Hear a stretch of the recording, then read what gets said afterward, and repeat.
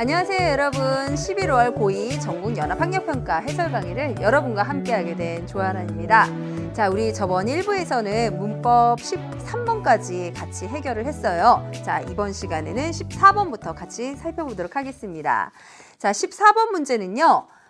이것도 문법 개념 요소가 한 개만 있는 게 아니라 그죠? 사동문, 피동문도 알아야 되고 그다음에 서술어의 자릿수라는 개념도 알아야 되는 그런 문제였어요. 자, 사동문, 피동문을 특히 여러분이 주동문, 능동문으로 또 바꿀 줄 아는 그런 실력도 가지고 있어야 했는데 어떻게 잘 해결하셨나 모르겠습니다. 저와 함께 차분하게 문제 살펴보도록 할게요. 자, 보기를 이해한 내용으로 적절하지 않은 것은 자, 피동문이 2개가 이렇게 제시되어 있고 사동문이 2개가 또 제시가 되어 있네요. 자, 1번 선지 볼까요? 기억을 능동문으로 바꾸면 자, 기억을 능동문으로 바꾸면 어떻게 될까요? 자, 아기가 엄마에게 안겼다. 자, 여러분 이제 일단은 피동, 사동이라는 개념에 대해서는 알고 계셔야 되는 거예요. 피동문이라고 하는 것은 주체가 그 어떤 동작을 당한다라는 의미를 나타내는 문장을 피동문이라고 얘기를 합니다. 사동문은요, 주체가 어떤 동작을 남에게 시키는 것을 나타내는 문장을 사동문이라고 얘기를 해요. 그래서 이제 기억을 그 피동문의 반대인 능동문으로 바꾸면, 그러니까 주체가 어떤 동작을 자기 힘으로 해냈다라는 그런 의미를 나타내는 문장을 능동문이라고 해요. 자, 아기가 엄마에게 안겼다? 아기가 안기다라는 동작을 당한 거잖아요. 자, 그랬을 때 이거를 이제 엄마가 아기를 안았다. 이렇게 하면 엄마라는 주체가 안다라는 동작을 스스로의 힘으로 한 거니까, 자기 힘으로 한 거니까 이거는 이제 능동문이 되는 거죠. 자, 이렇게 바꿨을 때 바뀐 문장의 서술어가 필요로 하는 문장 성분의 개수는 2개이다. 자, 서술어의 자릿수에 대해서 나왔습니다. 자, 여러분 서술어의 자릿수에 대해서 또 간단하게 얘기를 해볼까요? 자, 어떤 서술어가 문장을 이렇게 만들 때 그 문장이 완벽하게 성립하기 위해서 반드시 필요로 하는 문장 성분의 개수를 서술어의 자릿수라고 하죠. 이때 유의할 점은 그러니까 서술어 자신은 빼고 세야 한다라는 거예요. 그래서 간단하게 예를 들자면 자, 먹다. 제가 굉장히 좋아하는 서술어입니다. 뭘 예만 들면 항상 먹다로 예를 들어요. 거의. 자, 먹다라는 서술어는 서술어의 자릿수가 몇 개일까요?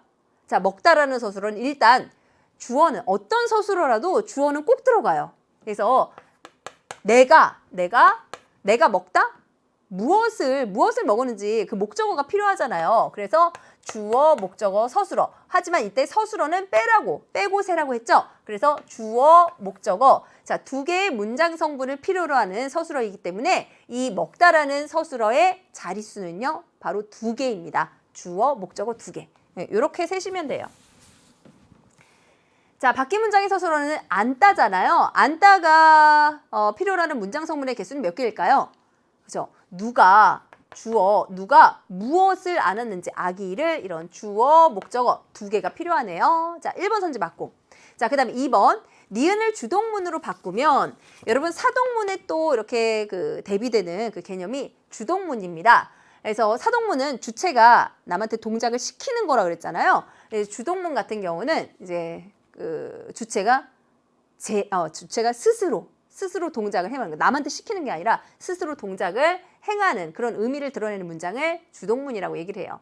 자, 그래서 이모가 엄마에게 아기를 안겼다. 자, 이때 이거를 주동문으로 바꾸면 엄마가 스스로 그 동작을 행하는 거예요. 시키는 게 아니라 엄마가 아기를 안았다.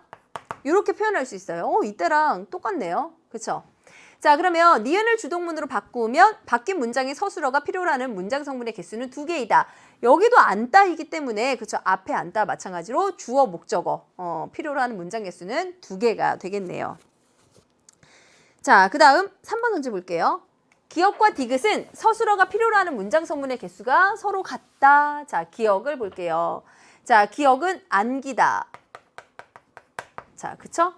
이 서술어가 필요로 하는 문장 성분의 개수는 자, 안기다라는 서술어는요. 일단은 주어는 무조건 필요하죠. 주어가 누구에게, 어디에, 누구에게 안겼는지 그 부사어가 필요합니다. 그래서 문장 성분의 개수는 2개, 필요한 문장 성분의 개수 2개. 자, 그 다음에 기억과 디귿. 하늘이 건물 사이로 보였다. 자, 보이다. 보이다라는 이 서술어는요. 일단은 주어가 무조건 필요하죠. 주어. 하늘이 보이다. 여기서 더 뭐 꼭 필요해요? 주어. 하늘이 보이다. 더 필요한 게 없어요. 주어만 있으면 되는 그런 서술어입니다. 그래서 이 보이다라는 서술어의 자릿수는 1개예요. 1개. 자, 문장 성분의 개수가 같아요? 아니잖아요. 2개, 이거는 1개. 그래서 적절하지 않은 건 답은 3번이 되는 거죠. 자, 그 다음 4번을 볼게요. 니은과 리을을 각각 주동문으로 바꾸면, 자, 이거 엄마가 아기를 안았다. 주동문으로 바꿨어요. 리을은요? 어떻게 바꾸면 될까요? 학생들이 사진첩을 보았다. 이렇게 바꾸면 되는 거죠. 자, 이렇게 주동문으로 각각 바꾸면 바뀐 문장의 서술어가 필요로 하는, 자, 엄마가 아기를 안았다. 학생들이 사진첩을 보았다. 안다, 보다. 자, 각각 이 문장 서술어의 자릿수를 세보라고 하네요. 그러면은 안다라는 서술어의 자릿수가 몇 개예요? 일단 주어, 누가, 무엇을 안았다. 그죠? 무엇을에 해당하는 목적어. 안다는 2개 필요하고. 자, 보다는요. 누가. 일단 누가 무엇을, 이것도 목적어 필요하네요. 무엇을 보다잖아요. 그렇죠? 그래서 주어, 목적어 이것도 2개예요. 문장 성분의 개수? 필요한 문장 성분의 개수? 같네요. 4번 맞는 선지. 자, 그 다음에 5번. 디귿과 리을은 서술어가 필요로 하는 문장 성분의 개수가 서로 다르다. 자, 이거 아까 그 디귿 같은 경우는 보이다라고 했잖아요. 하늘이 건물 사이로 보이다. 보이다는 주어 하나만 있으면 된다고 그랬죠.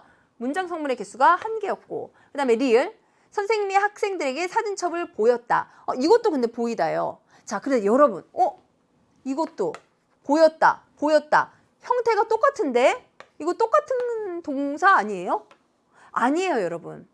자, 이 보이다는요. 피동의 뜻을 나타내는 피동사 보이다고, 이 보이다는 사동의 뜻을 나타내는 그 사동사 보이다입니다. 그래서 피동사 보이다랑 사동사 보이다는요, 사전에서 찾아보면 서로 다른 단어로 등재돼 있어요. 그러니까 생긴 건 똑같지만은 이건 서로 다른 단어예요. 그래서 필요한 문장 성분의 개수도 다르거든요. 이거 보이는 주어 하나만 있으면 되는 경우고, 자, 이거는 보이다는 보다라는 동작, 그러니까 다른 사람이 이게 보게끔 내가 시키는 거예요. 그래서 이 사동사 보이다는요, 누가 주어가 필요하고요, 누구에게 보여주는 거죠. 그래서 누구에게 보게 하는 거죠. 그래서 누구에게 해당하는 부사어, 그리고 무엇을 보여줬는지, 그게 무엇이 필요하잖아요. 그래서 목적어, 주어, 부사어, 목적어, 서술어의 자릿수는 3개. 그래서 1개, 3개 서로 다르네요. 자, 그래서 14번은 3번으로 정리하시면 되겠습니다. 자, 15번 문제로 갈게요. 보기는 문법 수업의 일부이다. 탐구 과제를 수행한 결과로 적절하지 않은 것은, 자, 문장에서 체언을 수식하는 관형어로 쓰이는 절을 관형절이라고 합니다. 자, 여러분 체언이 뭐였지? 절이 뭐야? 이러고 있죠, 지금. 네. 자, 체언은요, 보통 이제 그 명사, 대명사, 수사를 나타내는, 품사를 나타내는 말이라고 보시면 돼요. 자, 그런데 이제 문장에서 관형어는 체언을 수식합니다. 그 중에서도 주로 이제 명사를 수식을 많이 하죠. 자, 절이라고 하면 여러분 안긴 문장을 떠올리시면 돼요. 안긴 문장. 그래서 이 관형어의 역할을 하는 안긴 문장을 관형절이라고 하는 거죠. 자, 오늘은 관형절을 아는 문장의 2 유형에 대해 배워봅시다 라고 했고요. 자, 보도록 할게요. 안긴 문장, 이게 절이에요, 절. 내가 책을 읽는다 라는 문장이 형이 책을 가져갔다 라는 문장 속에 쏙 들어가서 안기는 거죠. 그래서 보세요. 여기 이렇게 쏙 들어가서 안겼잖아요. 그래서 형이 책을 가져갔다 라는 아는 문장이 있고, 여기 내가 책을 읽는다 라는 문장이 이렇게 속에 들어갔습니다. 자, 그랬을 때 이 안긴 문장이 지금 보면 책이라고 하는 명사, 즉 체언을 수식하고 있어요. 그래서 이거는 관형절이 되는 거죠. 체언을 수식하는 관형어와 같은 역할을 한다라고 해서 관형절이 되는 거예요. 자, 이번 이 문장도 볼까요? 여기도 보면 안긴 문장, 지구가 둥글다, 나는 사실을 안다. 이 지구가 둥글다라는 문장이 여기 쏙 들어가서, 자, 뭘 수식하죠? 사실이라고 하는 명사를 또 수식하고 있습니다. 관형어와 같은 역할을 하기 때문에 이 지구가 둥글다도 관형절이 돼야 되는 거예요. 근데 이렇게 봤을 때, 자, 지금 이 두 문장의 차이점이 뭐냐면, 여기 아래를 보세요. 자, 위에서 보듯이 A의 유형처럼 아는 문장과 공통된 체언이 생략된 관형절을 아는 문장이 있고, 여기를 보면요, 이 안긴 문장에 내가 책을 읽다, 책이 들어가 있죠. 아는 문장에도 책이라는 단어가 또 들어가 있어요. 그러니까 이 책이라는 단어가 지금 중복이 돼 있잖아요. 안긴 문장에도 있고 아는 문장에도 있고. 그래서 이 두 문장이 결합을 했을 때 쓸데없이 이렇게 중복되는 그 말이 있을 필요가 없는 거예요. 이제 한 문장이 되기 때문에. 그래서 이 안긴 문장에 있던 이 책을 생략을 해주는 거죠. 그래서 형이 내가 읽는 책을 가져갔다. 이렇게 문장이 완성이 되는 겁니다. 그래서 공통된 체언, 즉 책이 생략된 관형절을 아는 문장인 거예요. 이게. 이해되시죠? 자, 그 다음에 B의 유형처럼 생략된 성분이 하나도 없어요. 지구가 둥글다. 나는 사실을 안다. 지금 여기 결합된 모습을 보시면 나는 사실을 안다. 지구가 둥글다. 다 살아있잖아요. 그대로. 생략된 게 없이. 그래서 이 경우는 중복된 단어가 체언이 생략이 된 경우, 이 경우는 생략이 하나도 안 된 경우 이렇게 구별하시면 되는 거예요. 생략된 성분 없이. 자, 그러면 선지를 보면서 문제 해결해 보죠.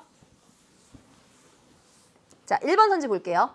기억은 안긴 문장의 체언을 생략하여 관형절을 만들었다는 점에서 A와 같은 유형이다. 자, 생략됐나 볼까요? 그가 시은 시는 감동적이었다. 자, 여기서 안긴 문장은 뭘까요? 그가 시를 짓다. 그가 시를 짓다. 그리고 아는 문장은 시는 감동적이었다. 이거예요. 자, 그러면 그가 시를 짓다. 이 시를이 지금 생략이 돼 있잖아요. 그래서 A와 같은 유형 맞아요. 자, 그 다음 나는 벽에 걸려있던 사진을 떠올렸다. 니은은 안긴 문장과 아는 문장의 공통된 체언이 생략되지 않고 관형절이 만들어졌다는 점에서 B와 같은 유형이다. 여기서 안긴 문장이 뭐예요? 사진이 벽에 걸려있다. 이 앞에 사진이 벽에 걸려있다. 이게 안긴 문장이죠. 아는 문장은 나는 사진을 떠올렸다 라는 거예요. 그래서 지금 보면 사진이 공통된 체언이 안긴 문장에서 지금 요 공통된 체언이 생략이 됐잖아요. 이것도 A와 같은 유형인 거죠. 그래서 적절하지 않은 건 2번이 되는 겁니다. 자, 3번 선지. 디귿은 그가 한국에 돌아왔다라는 안긴 문장이 생략된 성분 없이 관형어로 쓰이고 있다는 점에서 B와 같은 유형이다. 자, 나는 그가 한국에, 자, 여기서 안긴 문장 뭐예요? 그가 한국에 돌아왔다. 아는 문장은 나는 소문을 들었다. 안긴 문장이나 아는 문장이나 자, 어느 쪽에서도 생략된 그런 성분이 하나도 없어요. 그래서 B와 같은 유형. 자, 그 다음에 리을은 관형절이 문장의 필수 성분을 모두 갖추고 있다는 점에서 B와 같은 유형이다. 자, 그러면 리을도 생략된 게 하나도 없어야 되겠네요. 안긴 문장이 뭐죠? 그 사람이 나를 속일 가능성은 매우 낮다 했어요. 자, 그 사람이 나를 속이다. 이게 안긴 문장이죠. 그 사람이 나를 속이다. 그리고 아는 문장은 가능성은 매우 낮다. 자, 생략된 성분 없습니다. 자, 그 다음 미음 볼게요. 미음은 안긴 문장과 아는 문장의 공통된 체언인 땀이 관형절에서 생략되어 있다는 점에서 A와 같은 유형이다. 나는 수건으로 이마에 흐르는 땀을 닦았다. 자, 여기서 안긴 문장은 땀이 이마에 흐르다. 땀이 이마에 흐르다. 아는 문장은 나는 수건으로 땀을 닦았다. 자, 안긴 문장에서 땀이라는 주어가 생략이 되어 있잖아요. 땀이 이게 이제 중복이 돼가지고 그래서 A와 같은 유형인 거죠. 그래서 답 2번으로 정리하시면 되겠습니다. 문법 이제 끝났어요, 여러분. 이제 독서 영역으로 가도록 할게요. 자, 우리 인문 영역 질문부터 보도록 하겠습니다. 고유 이름이라고 하는 그 소재를 다루고 있는 글인데요.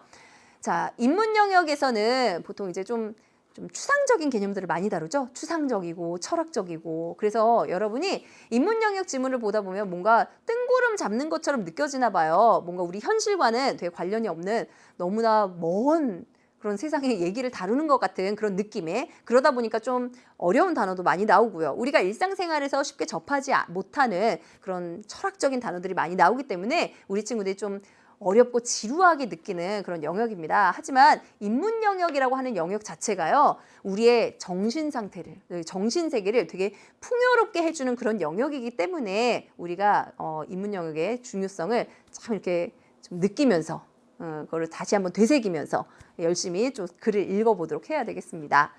자, 이런 인문 영역의 글을 읽으면요, 내가 뭔가 정신 수양을 하는 것 같은 그런 느낌이 들더라고요. 저는. 여러분은 어떠신지? 자, 그러면 지금 보시면은 문제가 하나, 둘, 셋, 4개 문제가 이렇게 같이 묶여 있습니다. 지금 한번 그러면 지문을 쭉 보면서 자, 어떻게 문제를 해결해 나갈지 한번 생각을 해보도록 할게요. 자, 언어 철학에서 특정 인물이나 사물 등을 나타내는 고유 이름은 언어와 대상의 관계를 밝히는데 중요한 역할을 하는 언어 표현이다. 그래서 고유 이름이 의미하는 바가 무엇인지에 대한 논의는 언어학자들의 중요한 관심사였다. 고유 이름의 의미하는 바가 무엇일까? 도대체 고유 이름은 뭘 의미하고 뭘 가리키는 것일까? 이런 거를 이제 굉장히 중요하게 생각을 하고 고민을 했대요. 많은 생각을 했대요. 그중 의미 지칭 이론에 따르면 자, 고유 이름이 의미하는 바가 무엇인지에 대해서 의미 지칭 이론에서는 뭐라고 얘기를 했냐면은 그 표현이 지칭하는 것, 바로 지시체 자체이다. 자, 고유 이름이 의미하는 것, 뜻하는 것은 그 지시체 자체다. 이렇게 얘기를 한 거예요. 그래서 이들에 따르면 금성이라는 고유 이름이 의미하는 바는 바로 금성 그 자체야. 이걸 이제 의미 지칭 이론에서 이제 주장을 한 거죠. 하지만이라는 말이 나오면 앞에가 중요해요, 뒤에가 중요해요. 글을 쓰는 작가가 그죠? 하지만, 그러나, 그렇지만 이런 말을 하면은 꼭 이제 뒤에 포인트를 두고 싶어 하죠. 프레게라는 사람이 있습니다. 프레게라는 사람은 자, 뭐라고 얘기를 했냐면 이러한 의미 지칭 이론의 입장을 그대로 받아들일 경우 문제가 발생해요. 그죠? 의미 지칭 이론에 대해서 이제 뭔가 그 반박을 가했나 봐요. 문제가 있어요. 이렇게 고유 이름이 의미하는 바가 지시체 그 자체라고요? 아닙니다. 이렇게 하면은 문제가 있어요. 문제가 생겨요. 이렇게 얘기를 한 거죠. 자, 그래서 이를 해결하기 위해 지시체와 뜻을 구분하여 고유 이름이 의미하는 바를 새롭게 설명하는 새로운 이론을 제기했대요. 프레게가. 고유 이름에 대한 새로운 이론. 그래서 기존의 의미 지칭 이론에서 고유 이론에 대해서 정의를 내렸는데 프레게가 그에 대해서 이제 아니야, 거기에 문제점이 있어. 내가 새로운 이론을 제시해 볼게 라고 얘기를 한 거죠. 자, 먼저 프레게는 고유 이름이 의미하는 바가 지시체라는 의미 지칭 이론의 입장을 따를 경우에 발생하는 문제를 밝힌다. 자, 다음에 두 문장을 보자. 자, 고유 이름이 지시체를 그대로 가리킨다. 이렇게 얘기를 하면은 어떤 문제점이 발생할까요? 프레게가 설명을 해주겠대요. 예문을 보죠. 샛별은 샛별이다. 샛별은 개밥바라기이다. 자, 샛별, 개밥바라기. 우리 이거 다 금성을 나타내는 그 표현이라는 거 아시죠? 금성을 나타내는 명칭들인데 뭐가 문제일까요? 프레게에 의하면 의미지칭 이론의 입장에서 1과 2는 완전히 동일한 의미를 지녀야 한다. 왜? 샛별도 금성을 가리키는 말이고 개밥바라기도 금성을 가리키는 말이잖아요. 자, 이거는 다 샛별, 개밥바라기 이건 다 금성의 고유 명칭입니다. 고유 명칭은 그 자체로 그냥 다 지시체 자체를 가리킨다라는 거예요.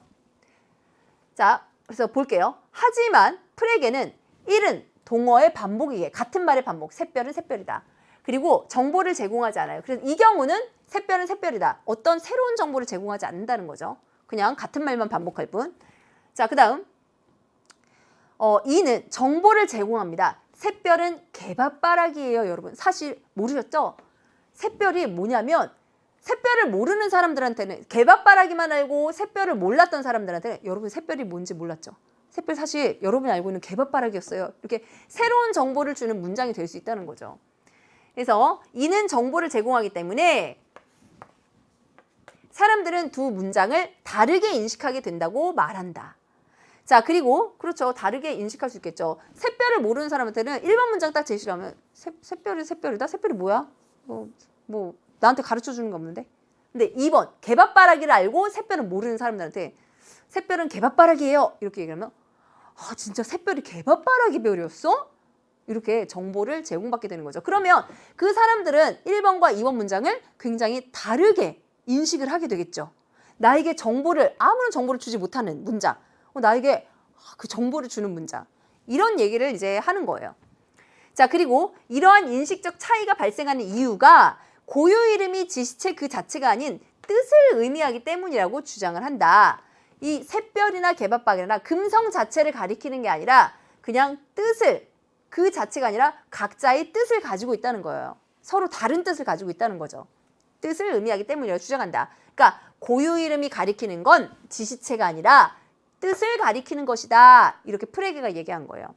즉 프레게는 샛별은 아침에 뜨는 별이라는 뜻을, 개밥바라기는 저녁에 뜨는 별이라는 뜻을 의미하며 샛별과 개밥바라기는 동일한 지시체인 금성을 서로 다른 제시 방식으로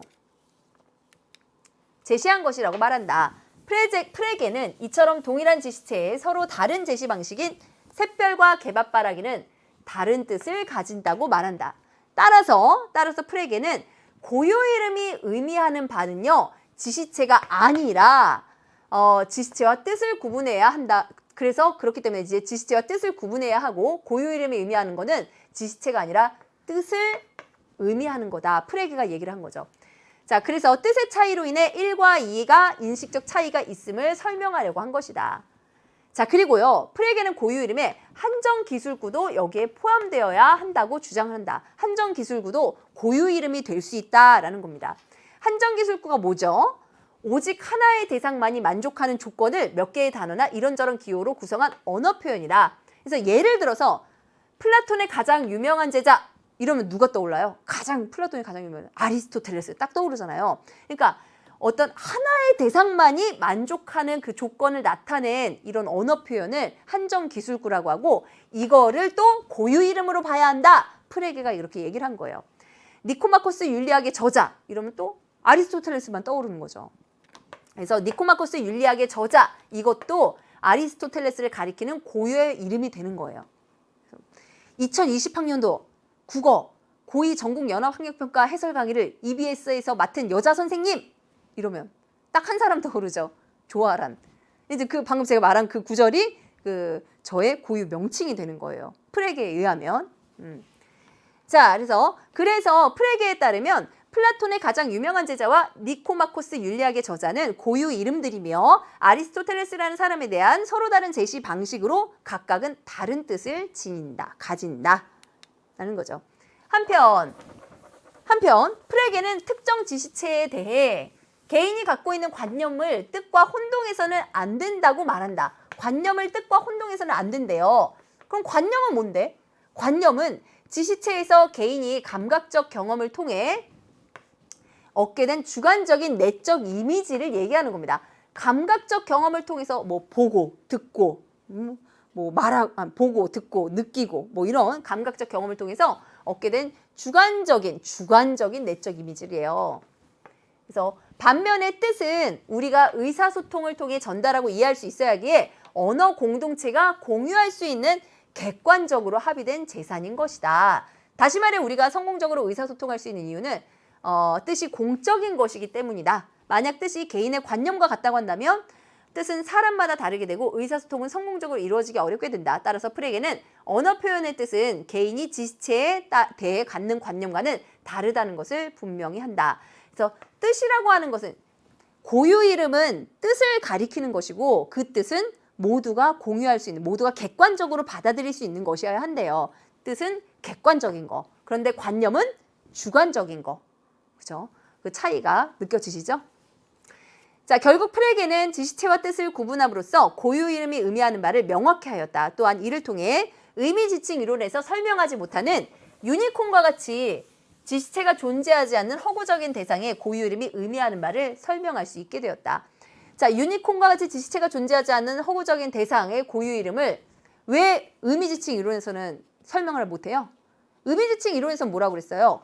고유 이름은 지시체 그 자체를 가리킨다. 근데 유니콘 같은 경우는 지시체가 없잖아요.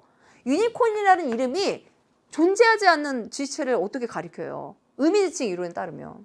그러니까 그런 거 이제 의미지칭 이론이 가지는 어떤 한계라고 할 수가 있는 거죠. 근데 그 한계를 이 프레게는 극복을 한 겁니다. 자, 문제를 볼게요. 16번. 윗글에 대한 설명으로 가장 적절한 것은? 자, 1번. 기존의 이론을 비판한 새로운 이론을 예를 중심으로 설명하고 있다. 기존의 이론은 의미지칭 이론. 새로운 이론은 뒤에 프레게가 얘기한 거 쭉. 그래서 예를 중심으로 설명을 하고 있다. 막 예문도 나와 있고 뭐 그렇죠. 자, 답은 1번이네요. 자, 특정학자가 주장한 이론의 프레게가 주장한 이론이 막 어떻게 막 시간의 흐름에 따라서 막 변했어요? 변천 과정 안 나타났죠? 여러분, 통시적 관점이라고 하는 것은 이게 무슨 뜻이냐면은 자, 이게 통이 관통한다예요. 시간을 관통한다. 그러니까 사실은 이거는 이렇게 시간의 흐름에 따라 또는 시대순으로 어떤 대상의 변화 과정을 이렇게 쭉 이렇게 얘기를 했을 때 그거를 이제 통시적 관점으로 얘기를 한다. 이렇게 얘기를 합니다. 통시적 관점하고 대비되는 관점이 이제 공시적 관점이죠. 네, 공시적 관점은 숙제. 여러분 한번 알아보세요. 자, 그 다음 3번. 상반된 이론을 제시한 후 두 이론을 절충한 새로운 이론을 소개하고 있다? 자, 무슨 의미지칭 이론하고 뭐 프레게 이론을 막 절충한 새로운 이론 나왔어요? 그런 내용 없었어요. 자, 특정 이론에 대한 다양한 관점을 제시하고 각 관점의 장단점을 막 비교하는 그런 얘기도 없었습니다. 뭐 프레게의 이론의 장점은 이런 거고 단점은 이런 거고 뭐 이런 얘기 없었잖아요. 특정학자가 자신의 이론에 제기된 문제점을 수용하는 과정을 그 단계별로 밝히고 있다. 그래서 여러분 뭐 무슨 의미지칭 이론의 학자들이 프레게가 내 이론에 대해서 이런 문제점을 제기했구만. 그래, 다 맞는 말이야. 이렇게 단계적으로 생각하니까 다 맞는 말이 뭐 이런 거 아니잖아요. 그렇죠?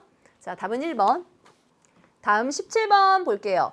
보기는 프레게의 이론을 비유적으로 설명하기 위한 예시래요. 프레게의 이론을 설명하고 있는데 비유적으로. 윗글의 A를 참고하여 프레게의 입장에서 보기에 A부터 C를 설명할 수 있는 말로 적절한 것을 고른 것은 자, A 부분이 보면 지금 5번째 단락에 나와 있죠? 그래서 관념, 뭐 뜻, 지시체 이런 것에 대해서 설명하고 있는 부분인데 자, 거기에 핵심 단어들이 뜻, 지시체, 관념, 막 내적 이미지 뭐 이런 거잖아요.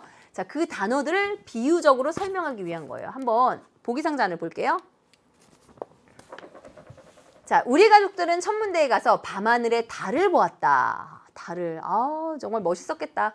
그날 우리는 하나의 망원경을 통해 달을 보고 이야기를 나눌 수 있었다. 우리 가족이 나눈 대화 속 망원경 렌즈에 맺힌 달의 영상은 모두 같았지만 자, 모두가 어떤 사람이 보든지 이렇게 같은 형상으로 이제 받아들인 거죠. 같은 모습으로 받아들인 그 달의 형상. 자, 그날 망원경의 렌즈를 거쳐 망막에 맺힌 달은 우리 가족에게 서로 다른 추억으로 기억되고 있다. 어떤 개인이 가진 그 감각적 경험을 통해서 각기 다른 이미지로 달을 마음속에 새긴 거죠. 자, 짝이 지어지지 않아요, 여러분? 자, 지금 여기 아래를 보시면요. 뭐 지시체, 내적 이미지, 관념, 뜻. 자, 그렇죠. A에서 나온 핵심적인 단어들이 지금 나오고 있습니다. 자, 한번 짝을 지어 볼게요. 자, 밤하늘의 달. 그 지시체 그 자체잖아요. 밤하늘의 달. 이거를 어떻게 받아들이고 있는가? 자, B에서는요. 이 달을요. 모두 똑같은 모습으로 받아들이고 있어요. 모두 똑같은 모습. 공유하고 있죠. 객관적인 모습이죠. 객관적인 그런 형태. 자, 그랬을 때 객관적이라는 단어랑 같이 연결될 수 있는 그 개념이 뭐예요? A에서. 뜻이죠, 뜻. 그렇죠? 그리고 C, 망막에 맺힌 달은 우리 가족의 서로 다른 추억. 각자 다른 주관적인 의미로 이렇게 각자에게 새겨진 이거는 그죠, 관념이라고 볼 수 있겠죠? 그러면 답은 몇 번입니까? 지시체, 뜻, 관념. 3번이네요. 자, 3번으로 정리하시면 되고요. 18번. 윗글을 읽은 학생이 프레게의 입장에서 보기에 대해 보일 수 있는 반응으로 적절하지 않은 것은 프레게의 입장에서 보일 수 있는 반응으로 보이라고 그러니까 얘기하라고 했으니까 그냥 프레게의 얘기 읽고 판단하시면 되는 거예요. 프레게의 이야기를 앞에 지문에서 잘 읽었으면은 뭐 이제 어렵지 않게 해결할 수 있습니다. 자, 왼쪽에 있는 삼각형의 각종 꼭지점에서 그 대변의 중점으로 이어지는 선을 A, B, C, A, B, C 이렇게 할 때 자, A와 B의 교점과 B와 C의 교점의 지시체는 바로 O이다. 여기 가운데. 따라서 A는 O는 A와 B의 교점이다와 같은 문장으로 표현할 수 있다. 자, A와 B의 교점이다. 이렇게도 얘기할 수 있지만 O는 뭐 B와 C의 교점이다. 뭐 A와 C의 교점이다. 이렇게 얘기해도 다 동일한 O를 가리키는 거죠. 네. 자, 그러니까 A와 B의 교점, B와 C의 교점, 뭐 A와 C의 교점 이거는 결국 다 같은 지시체인 O를 가리키기 때문에 이 표현들은 뭐가 되는 거예요? 이 O의 고유 이름이 되는 거죠. 이해되시죠? 자, 1번 가와 나는 가와 나는 동일한 지시체 O를 지칭하지만 뜻은 서로 다르다고 볼 수 있겠군. 자, 이거는 프레게의 얘기에 의하면 맞는 얘기죠. 뜻은 서로 다른 거죠. 자, 그 다음 가와 나는 몇 개의 단어와 기호로 구성되어 있지만, 그렇죠? 이런 거 지금 한정 기술구라고 얘기했었죠. 자, 고유 이름으로 볼 수 있다. 자, 프레게는 고유 이름으로 한정 기술구도 인정을 했잖아요. 그러니까 2번도 맞는 선지. 가와 나로 의사소통이 가능한 이유는 뭐예요? 뜻이라고 하는 거는 누구나 이렇게 객관적으로 받아들일 수 있는 그런 거니까. 자, 그런데 다에 대한 개인의 내적 이미지가 일치하기 때문이겠군? 아니죠. 여러분, 개인의 내적 이미지는 서로 다르다라고 얘기를 했잖아요. 일치하는 게 아니라 다르다라고 프레게가 얘기를 했어요. 그래서 3번이 적절하지 않은 선지. 자, 다에 대한 제시 방식에는 O에 대한 제시 방식에는 가와 나뿐만 아니라 A와 C의 교점도 포함할 수 있겠군. 그렇죠? 가와 나뿐만, A와 B의 교점, B와 C의 교점, 그리고 제가 아까 얘기했잖아요. A와 C의 교점, 이것도 O를 나타내는 고유 이름이 될 수 있다라고 얘기했죠. 자, 라는 O는 A와 B의 교점이다. 이거는 O는 O이다 라는 문장과 인식적 차이가 발생한다고 할 수 있겠군. 이건 뭐예요? 아까 그거잖아요. 샛별은 샛별이다. 샛별은 개밥바라기이다. 이 경우로 똑같은 예잖아요. 그렇죠? 그래서 그것에 대해서 샛별은 샛별이다. 샛별은 개밥바라기이다. 이걸 얘기를 할 때 여러분 세 번째 단락에서 맨 마지막 문장 보세요. 뜻의 차이로 인해서 그 두 문장은 인식적 차이가 있음을 설명하려고 한 것이다. 프레게가 한 얘기죠. 자, 그래서 답 3번으로 정리하시면 되겠습니다. 19번 볼게요. 윗글을 참고할 때 의미지칭 이론에서 기억을 설명하지 못하는 이유를 추론한 내용으로 가장 적절한 것은, 자, 의미지칭 이론에서 기억이 뭐예요? 기억이 지금 유니콘과 같이 지시체가 존재하지 않은 허구적인 대상의 고유 이름이 의미하는 바. 자, 왜 의미지칭 이론에서 유니콘의 그 지시체가 이거 뭐 설명한다. 아까 우리 지문 읽으면서 얘기했잖아요. 왜냐면 자, 의미지칭 이론에서는 고유 이름 자체가 지시체 그 자체를 가리킨다고 얘기를 했는데, 유니콘 같은 경우는 지시체 아예 존재하지 않잖아요. 그럼 유니콘이라는 고유 이름이 가리키는 게 뭐냐, 이런 문제가 생긴다는 거죠. 그러면 답은 몇 번이에요? 고유 이름이 의미하는 바를 지시체 그 자체로 보기 때문, 의미지칭 이론에서. 그렇죠? 답은 3번. 자, 한번 나머지 선지도 확인해 볼까요? 고유 이름은 다수의 지시체를 의미한다고 봤어요? 의미지칭 이론에서? 이런 얘기 하지도 않았어요. 고유 이름과 지시체는 서로 관련이 없다? 아니에요. 고유 이름은 지시체 그 자체를 가리킨다라고 얘기를 했죠. 고유 이름과 지시체가 서로 다른 정보를 제공한다는 얘기도 의미지칭 이론에서 전혀 하지 않았고, 고유 이름으로는 언어와 대상의 관계를 밝힐 수 없다. 이런 얘기도 안 했습니다. 네. 자, 그래서 19번은 3번으로 정리하시고요. 우리 그 다음 지문으로 넘어가도록 할게요. 사회 영역 지문입니다.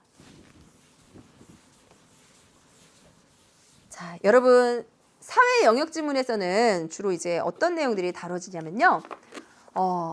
사람은 태어나면서부터 이렇게 어떤 사회에 속하게 되죠. 뭐 가족, 뭐 학교, 뭐 또 나중에 커서 뭐 직장, 그죠?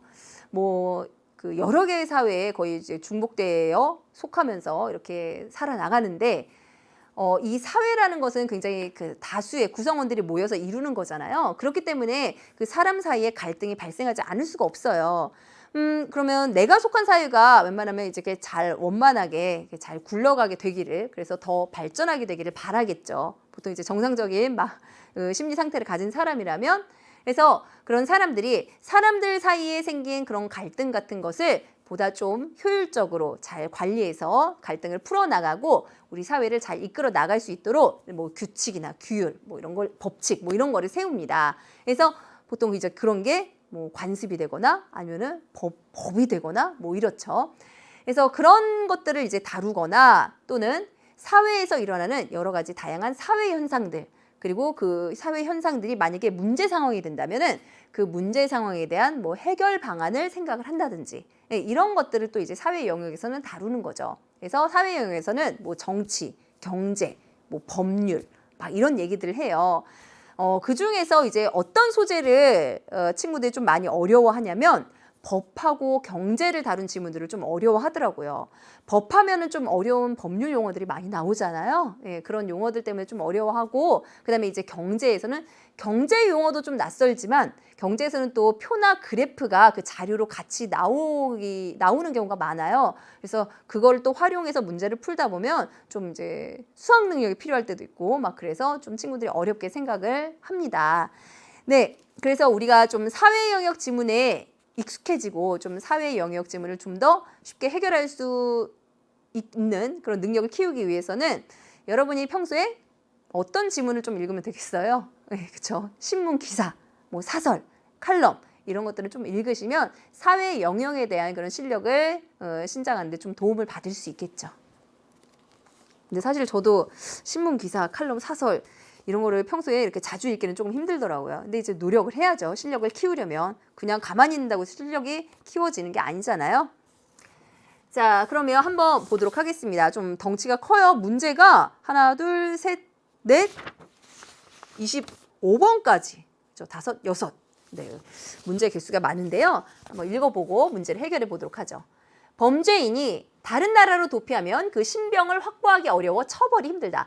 신병이라고 하는 것은 이제 보호받거나 구금당하는 사람의 그 몸을 얘기합니다. 몸. 그래서 그 신병을 확보하기 어려워 처벌이 힘듭니다. 이 때문에 그 신병을 이제 확보하기 위해서 뭘 발전시켜요? 범죄인 인도 제도를 발전시켰습니다. 인도는 이제 뭐 이제 어떤 그런 권리나 뭐 어떤 그런 대상을 넘긴다라는 뜻인데 범죄인을 넘긴다. 범죄인을 넘기는 제도예요. 그러니까 이제 다른 나라로 도피한 그 범죄인을 범죄인이 범죄를 저지른 나라로 인도하는 그런 제도인 거죠.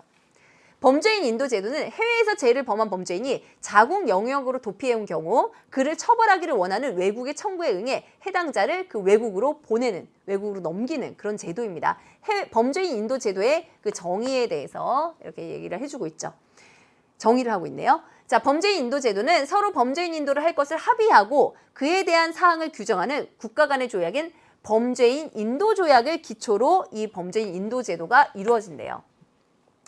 자, 범죄인 인도가 원만히 진행되려면 상대국의 사법제도에 대한 상호 신뢰가 필요하므로 범죄인 인도 조약은 주로 양자 조약의 형태로 발달하였으며, 그러니까 이 범죄인 인도 조약은요, 그 두 나라가 서로 이렇게 미리 조약을 맺는 거죠. 합의를 하는 거예요.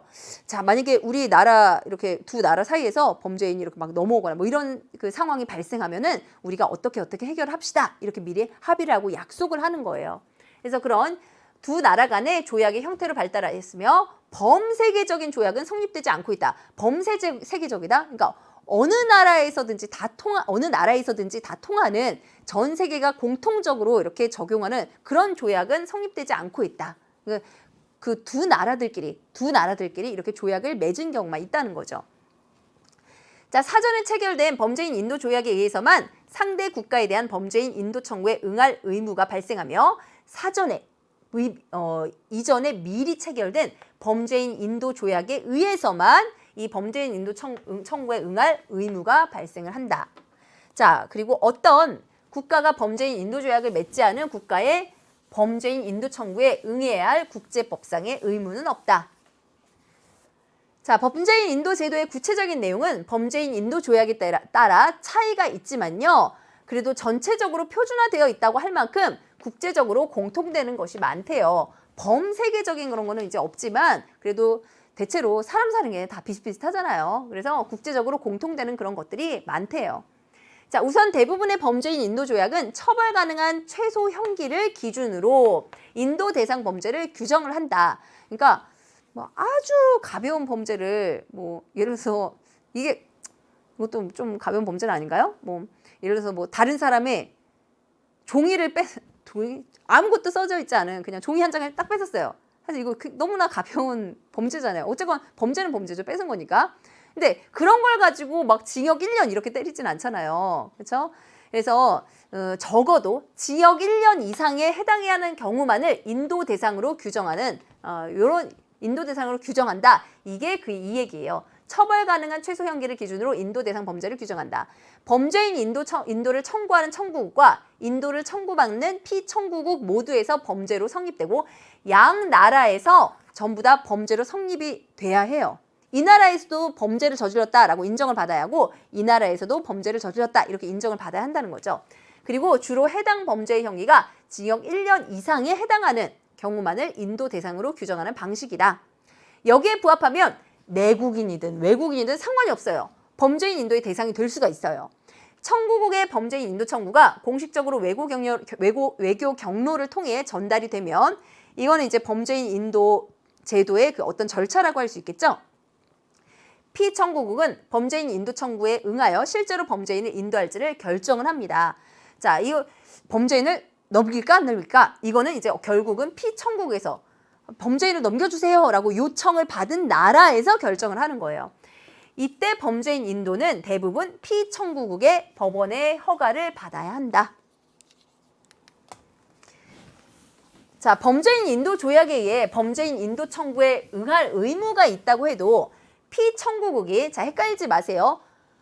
이제 범죄인이 여기로 도망을 간 거예요. 그래서 청구국에서 범죄인을 넘겨주세요 라고 요청을 한 거죠. 요청을 받은 나라. 이거는 넘겨주세요 라고 요청을 한 나라. 자, 그런데 범죄인을 반드시 인도해야 하는 것은 아니래요. 범죄인 인도 거절 사유가 있는데요. 그게 뭐냐면 이제 피청구국이 범죄인 인도를 할 수 없는 절대적 인도 거절 사유와 범죄인 인도를 하지 않을 수 있는 임의적 인도 거절 사유가 있대요. 이 경우에 해당이 되면은 범죄인 인도를 무조건 안 하는 거예요. 절대적이니까. 근데 이제 범죄인 인도를 하자. 임의적 인도 거절 사유는, 임의적이라고 하는 거는 어떤 원칙이 없이 그냥 그때그때 상황에 맞춰서 맘대로 하는 그런 거를 이제 임의적이라고 해요. 그러니까 이건 상황을 봐서 인도 거절을 할 수도 있고 안 할 수도 있고. 자, 그래서 먼저 첫 번째 절대적 인도 거절 사유에는 어떤 것들이 있냐면은 이 경우 이 사유에 해당이 되면은 인도를 절대 안 하는 겁니다. 범죄를 안 넘겨줘요. 자, 대표적으로 다음과 같은 것들이 있다. 첫 번째, 인도 청구된 범죄에 대해서 이미 피청구국에서 재판이 진행 중이거나 피청구국에서 확정 판결을 받은 경우, 이때는 중복 처벌을 또 청구국에 가서 또 벌을 받으면 안 되잖아요. 그러니까 이제 범죄자의 어떤 그 2번 중복을 처벌받는 그런 범죄자가 그런 경우를 이제 막기 위해서, 그래서 범죄 인도가 허용되지 않는다. 그리고 피청구국에서 공소시효가 끝난 경우에도 범죄인 인도가 거절이 됩니다. 그 다음에 세 번째, 또한 정치범도요. 일반적으로 범죄인 인도가 불허가 됩니다. 정치적인 범죄를 저지른 경우. 정치범이란 국가나 국가 권력을 침해함으로써 성립하는 불법 행위를 저지른 사람을 말하는데, 정치범죄의 판단 기준이 시대나 상황에 따라 또 그 나라에 따라 달라질 수가 있잖아요. 그래서 범죄인 인도 조약에 정치범죄의 정의가 포함되는 경우는 찾기가 어렵다. 그리고 어떤 행위가 정치범죄에 해당하는가에 대한 판단은요, 어디서 해요? 피청구국에서 하게 된다. 대부분의 정치범죄가 일반 형사범죄로서의 성격도 함께 지니는 이른바 상대적 정치범죄인데, 일반적으로 범죄 행위의 정치적 성격이 일반 형사범죄로서의 성격보다 우월할 때 그것을 정치범죄로 판단한다. 이거 뭔 소리인지 아시겠어요, 여러분? 예, 무슨 말인지 제가 좀 설명해드리자면, 그러니까 정치범은요, 사실 예를 들어서 어떤 이제 독재 정치를 하는 나라가 있어요. 그래서 이 나라를 비판하는 나라들이 많아. 주변 나라들이 막. 그렇게 독재 정치를 하면 안 되죠. 국민들을 괴롭히면 안 되죠. 막 이런단 말이에요. 근데 이제 여기에서 어떤 용감한 사람이, 용기 있는 사람이 독재 정치가는 물러가라! 라고 그 독재 정치가의 집에 가서 거기 무단 침입을 한 거예요. 그래서 거기 마당에서 독재 정치가의 집에 마당에 들어가가지고 물러나라! 라고 외친 거예요. 그래서 이제 잡혔어요. 근데 이제 이 사람이 간신히 탈출을 해가지고 다른 나라로 이제 도망을 한 거죠. 근데 이 나라는 지금 요 나라의 그 독재 정치를 되게 부정적으로 생각하고 있었어요. 그리고 이 사람을 지지를 하는 거죠. 자, 그래서 이 나라에 이런 경우 이제 망명을 했다고 하는데, 이 사람이 여기로 도망을 가서 이 나라에서 자, 이 사람을 우리나라로 다시 보내주시오! 라고 요구를 한 거죠. 근데 이 나라가 딱 봤을 때는 이 사람은 이제 남의 집에 무단 침입한 그런 형사 범죄도 저질렀지만, 형사범죄라고 하는 거는 그러니까 보통 이제 그 반도덕적인 그런 범죄 행위, 뭐 예를 들어서 도둑질을 한다든지, 뭐 다른 사람을 해쳤다든지, 뭐 이런 범죄들을 얘기를 하는 거예요. 근데 이 사람이 보기에는 무단 침입이라는 형사 범죄도 저질렀지만, 그죠? 그 독재 정치라는 그 정치에 맞선, 정부에 맞선 정치 범죄도 같이 저지른 거예요. 정치 범죄와 형사 범죄를 같이 저지른 거죠. 근데 이 경우는 봤을 때 사실 그 주거 침입이라는 그 형사 범죄보다 그 목적 자체가 정부에 맞서기 위한 목적이 되게 크잖아요. 정치 범죄로서의 성격이 훨씬 더 강해 보이는 거예요. 이 상황이. 그러면 이제 이 나라에서는 이 사람은 정치범이다라고 이제 판단을 하고 범죄인 인도를 거부를 하는 거죠. 이 상황을 지금 설명을 한 거예요. 그런데 이제 만약에 이제 그 다음에 이제 내용이 나오는데 이 사람이 그 독재 정치가의 집에 들어가가지고 독재 정치가의 뭐 가족을 해쳤어요. 그러면 이제 그 형사 범죄는 사실 너무나 큰 형사 범죄잖아요. 세상에 어떤 누가 들어도 이거는 반도덕적이고 정말 지탄받아야 할 그런 큰 범죄를 저지른 거잖아요. 근데 이 경우에는 정치 범죄보다 형사 범죄의 어떤 비중이 훨씬 더 크다라고 생각을 하고 이 사람을 이제 인도를 하겠죠. 넘기겠죠. 그런 얘기가 이어집니다. 이제 보세요. 자, 다시 한번 그 문장을 읽어볼게요, 여러분. 어떤 행위가 정치 범죄에 해당하는가에 대한 판단은 피청구국에서 하게 된다. 피청구국. 대부분의 정치 범죄가 일반 형사 범죄로서의 성격도 함께 지니는 이른바 상대적 정치 범죄인데 일반적으로 범죄 행위의 정치적 성격이 일반 형사 범죄로서의 무단 침입한 거 있잖아요. 아까 그것보다 더 우월할 때 정치적 성격이 더 크다라고 판단이 됐을 때 그것을 정치 범죄로 판단한다. 하지만 어떤 범죄는 정치적 성격이 있더라도 아까 그 가족을 해친 경우 정치 범죄로 인정될 수 없다. 예를 들어 국가원수나 그 가족의 생명, 신체를 침해하는 행위는 정치범 불인도 대상에서 제외되며 정치범은 인도하지 않는다라는 거죠. 자, 그리고 제외되며 이를 가해조항이라 부른다. 그래서 정치가의 가족을 해쳤을 때는 이 사람은 가해조항에 해당이 돼서 이제 형사 범죄가 더 크다. 그래서 이제 인도가 되는 거죠. 그리고 무고한 불특정 다수를 대상으로 하는 테러행, 이거 테러행위도 정말 끔찍한 거죠. 그래서 많은 범죄인 인도 조약에서 정치 범죄로 인정되지 않는다고 규정하고 있다. 자, 그리고 이제 임의적 인도 거절 사유에 해당되는 게 무엇인지 한번 얘기를 들어보죠. 범죄인 인도 조약에 따라 다르다. 우선 범죄인이 피청구국의 자국민일 경우, 첫 번째 범죄인이 피청구국의 자국민일 경우 피청구국이 범죄인 인도를 거절할 수 있게 하는 경우가 있다. 이게 이제 임의적 인도 거절 사유에 해당되는 이제 예인 거예요. 그런데 피청구국이 이런 자국민 불인도 조항에 따라 자국민 범죄인의 인도를 거절하고 범죄인을 처벌하지도 않으면은 이거는 너무 불합리하죠. 어떤 나라에 가서 범죄를 저지르고 자기 나라로 도망만 가면 끝이에요? 그러면 안 되잖아요. 자, 그래서 그런 경우가 발생을 하면 결과적으로 범죄인이 처벌을 면할 수가 있어요. 그래서 이에 다수의 범죄인 인도 조약에는 피청구국이 자국민이라는 이유만으로 범죄인 인도를 거절할 경우 청구국의 요청이 있어요. 아니, 우리나라에서 범죄를 저지르러 왔는데 거기에서 자국민이라는 이유로 우리한테 안 넘겨준다고요? 그럼 어떡해요? 그거 너무 무책임한 거 아닙니까? 그러면 그 나라에서라도 처벌하세요. 이렇게 이제 요청을 하는 거죠. 그러면 청구국에 그런 요청이 있으면 피청구국은 기소당국의 사건을 회부해야 한다는 조항을 넣기도 한다. 기소당국의 사건을 회부한다라는 것은 제가 방금 얘기한 것처럼 그러니까 이제 그 피청구국 그 나라 안에서 이제 법원에 그 사건을 넘긴다는 거죠. 또 범죄인이 청구국에 인도된 뒤 비인도적인 대우를 받을 것이, 두 번째, 범죄인이 청구국에 인도된 뒤 비인도적인 대우를 받을 것이 예견이 될 때 범죄인의 인권을 보호하기 위해 범죄인 인도를 거절할 수 있게 하는 경우가 있다.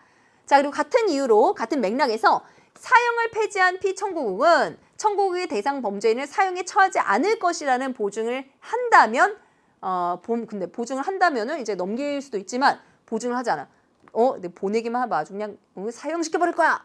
나 사형 안 시키고 안 되겠어요. 이렇게 한다면 보증을 하지 않는 거죠. 그러면 범죄 인도를 거절할 수 있게 하는 일도 많다. 이거 사형을 한다고요? 사람을 사형시킨다는 게 그거 말이 됩니까? 그래서 저희는 못 보내주겠어요. 이렇게 거절할 수 있다는 거죠. 자, 그 다음 범죄인이 청구국으로 인도가 되면은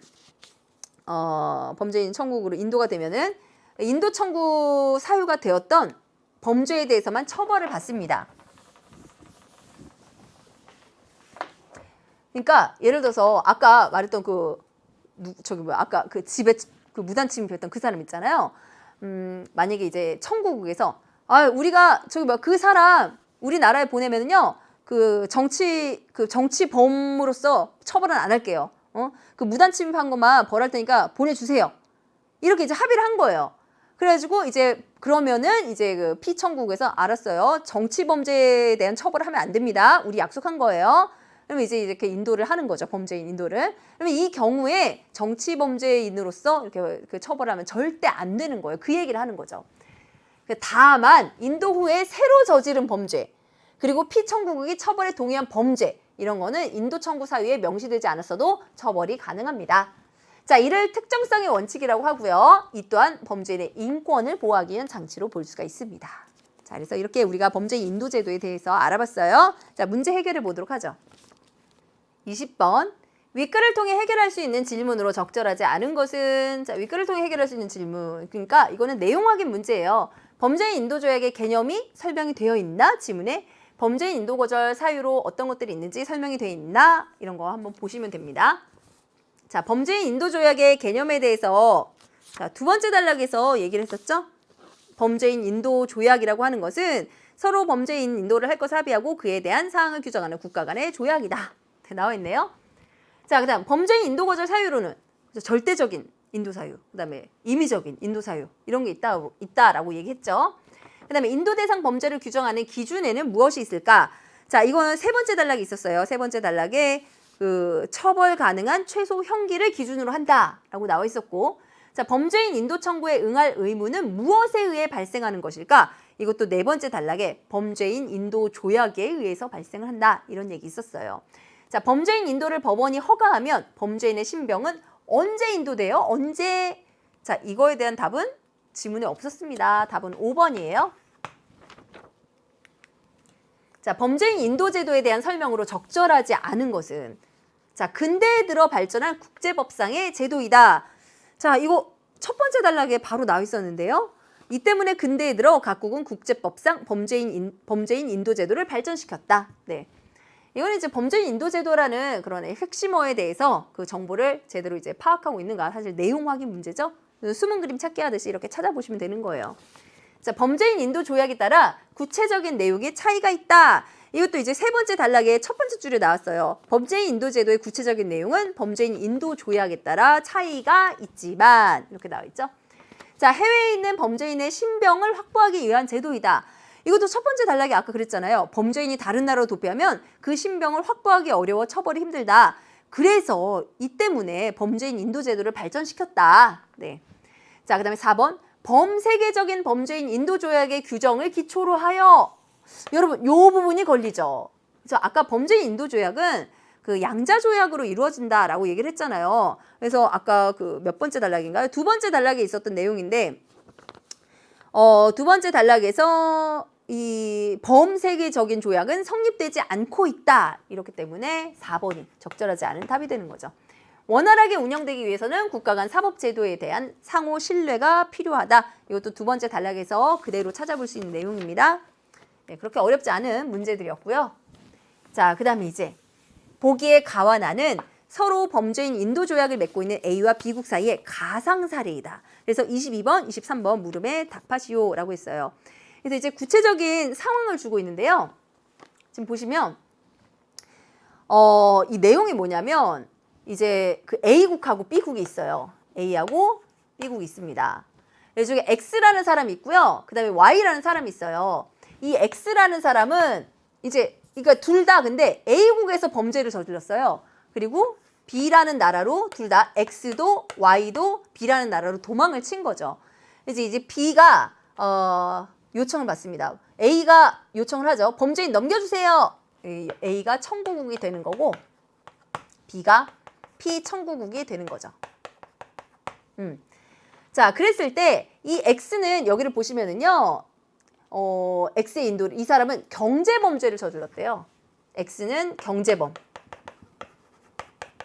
둘 다 A국에서 범죄를 저지른 거고, 그 다음에 Y는요, Y는 그 정보를 정복하려는 활동의 하나로 뭐 이러면서 정부 얘기하는 거 보니까 Y는요, 정치범이에요, 정치범. 그래서 결론은 어떻게 됐냐면은, 자, B에서 X는 인도를 합니다. 그리고 Y는 인도를 하지 않아요. 이제 그런 내용이에요. 네네. 그래서 이제 보시면 그렇죠. 예, 간단하게 이렇게 얘기를 해드렸습니다. 그럼 이제 선지를 볼게요. 자, 그를 바탕으로 가와 나를 이해한 것으로 적절하지 않은 것은 이라고 했어요. 자, 1번. A국과 B국의 법률에서는 X와 Y의 행위를 모두 범죄로 규정하고 있을 것이다. 자, 여기 그 가에서 보시면은 결국은 인도를 허가하잖아요. 왜 그럼 범죄를 저질렀다고 생각을 하니까 범죄인 인도 제도에 의해서 이제 X를 A로 넘긴 거예요. A국이나 B국이나 둘 다 이제 X를 범죄인으로 범죄를 저질렀다라고 인정을 한 거죠. 근데 이제 B국을 보세요. 그러니까 B국을 보는 게 아니라 Y를 보세요. Y는 B국에서 인도를 A국으로 하지 않았어요. 하지만 여러분 나에서 보시면요. 네 번째 줄을 볼게요. B국 법원은 Y의 행위가 인도 대상 범죄에는 해당한다고 판단을 했어요. 그러니까 범죄는 저질렀다라고 판단한 거죠. 자, A국에서는 당연히 X, Y 둘 다 범죄인이라고 생각하니까 넘겨달라고 요청을 했을 것이고, 그러니까 그리고 X와 Y 둘 다 B국에서도 범죄인이라고 인정을 한 겁니다. 그래서 1번 적절하고요. 자, 그 다음 2번. A국과 B국 간의 범죄인 인도 조약에 자국민 불인도 조항이 있더라도 X와 Y는 해당 조항의 적용 대상이 되지 않을 것이다. 그 보기상자 안을 보면요. X는 A의 국민도 아니고 B국의 국민도 아니고 제3의 국민이라고 나와 있어요. 그리고 Y는요. A나라의 국민입니다. A나라의 국민. 그러면 자국민 불인도 조항이라고 하는 게 뭐예요? 자, 다른 나라에서 범죄를 저지르고 온 사람이 있는데 그 사람이 우리나라 국민일 경우에는 그 이제 인도를 하지 않을 수 있다라는 임의적 불인도, 임의적 인도 거절 사유에 해당이 되는 거잖아요. 그런데 X나 Y나 둘 다 B의 국민은 아니잖아요. 그러니까 이 자국민 불인도 조항에 해당이 되지 않는 경우들인 겁니다. 그래서 해당 조항의 적용 대상이 되지 않을 것이다. 적절하죠. 자, Y의 행위는 X의 행위와 달리 범죄인 인도 조약상 B국이 범죄인 인도를 허가할 수 없는 절대적 인도 거절 사유에 해당할 것이다. 여러분 정치범은 절대적 인도 거절 사유에 해당이 되나요? 어쨌건 인도 거절했으니까 절대적이든 임의적이든 둘 중에 하나일 텐데. 그렇죠? 여러분 아까 정치범은 절대적 인도 거절 사유에 해당된다라고 지문에 나와 있었죠? 그래서 3번도 적절하고. 그 다음에 4번 선지 볼게요. X는 Y와 달리 B국과 범죄인 인도 조약을 체결하지 않은 국가의 국민이지만 제3의 국민이라고 했잖아요. B국은 X, Y 모두에 대한 A국의 범죄인 인도 청구에 응해야 할 의무를 지닐 것이다. 여러분 여기서 지금 보시면 세 번째 단락을 잠깐 보실래요? 세 번째 단락의 8번째 줄인가요? 거기 보시면 자 보죠. 그 여기에 부합하면 그러니까 아까 말했던 그 처벌 가능한 최소 형기 그거 거기에 부합하면 내국인이든 외국인이든 범죄인 인도의 대상이 될 수 있다라고 했어요. 그래서 지금 내국인이든 외국인이든 그 A국의 내국인이든 아니면은 뭐 그 X같이 외국인이든 그 범죄인 인도 청구에 응할 수 있는 거죠. 자, 그래서 4번도 맞는 선지. 자, 그다음 5번을 보도록 할게요. 인도가 청구된 범죄에 대해 X와 Y가 인도 청구 전에 이미 B국에서 유죄 판결을 받았다면 이거 거기에 해당이 되잖아요. 절대적 인도 거절 사유. 절대적 인도 거절 사유에서 첫 번째, 이미 피청구국에서 재판이 진행 중이거나 피청구국에서 확정 판결을 받은 경우. 그렇죠? 이 경우는 자, B국은 그러면은 이제 X와 Y를 넘기면 안 되죠. 절대적 인도 거절 사유에 해당이 되잖아요. 근데 그 신병을 모두 A국으로 인도한다? 아니죠. 답은 5번입니다. 네.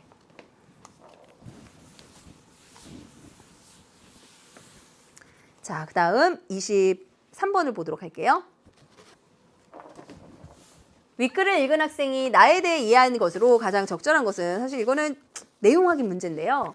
자, 1번. A국 법원이 B국 법원 대신 A의 행위가 정치범죄로 인정받을 수 있는지 여부를 결정할 수 있다. 여러분 아까 그 6번째 단락에서요. 정치범인지 아닌지 그걸 결정하는 것은 피청구국이라고 했어요. 그러니까 B국 법원에서 결정을 해야 되는 거죠. A국이 아니라. 자, 그 다음 B국 법원은 Y의 행위가 일반 형사범죄로서의 성격보다 정치적 범죄로서의 성격이 더 강한 범죄라고 판단을 했겠군. 그래서 Y를 정치범으로 생각을 하고 절대적 인도 거절 사유에 해당이 된다라고 생각을 해서 그렇게 판단을 해서 Y를 인도하지 않은 거죠. 자, 그러면 답은 바로 나오네요. 2번. 자, A국은 범죄인 인도를 청구하면서 Y의 행위가 가해 조항의 적용을 받음으로 이거 틀리죠?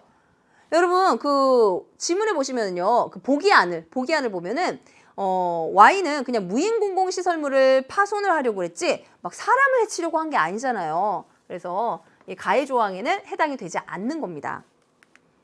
그 다음 B국 법원은 대부분의 범죄인 인도조약에 명시된 정치 범죄에 대한 정의를 기준으로 자 대부분의 범죄인 인도조약에 정치 범죄에 대한 정의가 명시가 됐다고요? 이 부분이 걸리죠? 여러분 아까 그 6번째 단락에 나와 있어요. 조약의 그 정치 범죄의 정의가 포함되는 경우는 찾기 어렵다. 이렇게 나와 있거든요. 그 다음 B국 법원은 Y의 행위가 무고한 불특정 다수를 대상으로 하는 테러 행위가 아니므로 정치범 불인도의 대상에서 제외되어야 한다고 판단했고 이거는 약간 좀 말장난이죠, 여러분. 정치범 불인도의 대상에서 제외됐어요? 제외되면 인도가 돼야 돼요. B국이 이제 A국으로 넘긴다 그런 뜻인 거죠. 근데 정치범 불인도의 대상으로 인정이 됐지 제외된 게 아니죠. 반대로 얘기하고 있죠. 자, 그래서 23번에 2번으로 정리하시면 되겠습니다. 자, 24번으로 갈게요. 보기는 학습 자료로 만든 범죄인 인도조약의 일부이다. 윗글을 읽을 학생이 보기에 대해 보인반응으로 적절하지 않은 것은 4조, 5조, 제6조 이렇게 나와 있네요. 피청구국은 자국민을 인도할 의무는 없으나 재량에 따라 자국민을 인도할 권한을 갖는다. 이거는 아까 임의적 인도 거절 사유에 해당이 되는 경우네요. 그래서 자국민인 범죄인의 인도를 국적만을 이유로 거절할 때는 피청구국은 청구의 요청이 있을 경우 기소당국의 사건을 회부해야 합니다. 자, 그 다음 제5조.